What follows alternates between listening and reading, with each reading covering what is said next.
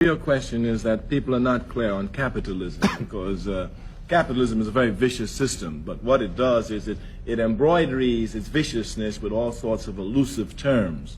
For example, many of us would support capitalism because we actually believe that in a capitalist system there's a chance for us to get the same amount of money as Rockefeller gets, because we're told that under capitalism there is equality of opportunity.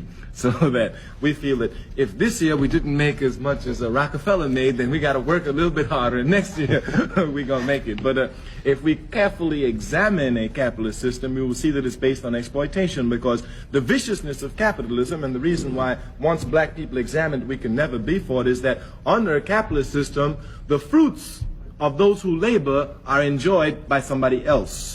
That is, those who do the laboring, the fruits of their labor, they don't enjoy it. As a matter of fact, we could say under capitalism that the fruits of the labor of the toiling masses are enjoyed by those who do not labor. And again, as black people, we have clear examples of it.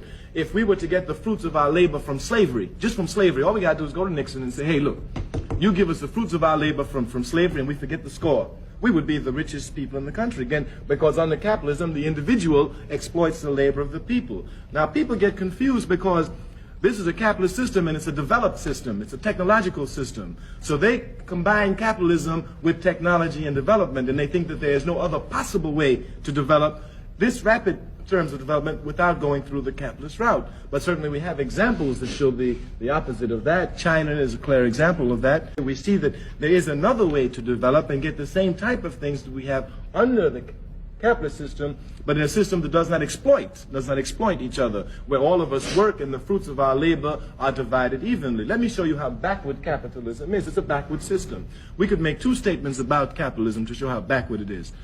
About America. America is a capitalist country. It's thoroughly capitalist. It's an imperialist country. But we could say that, number one, America is the most technologically advanced country in the world. And that's an undeniable fact. It's a truism. It's a truism. America is the most scientifically developed country in the world. And right under that, we could say a second fact, which will show you how backward America is. We could say that America, in 1945, made for her people better cars than she does in 1973.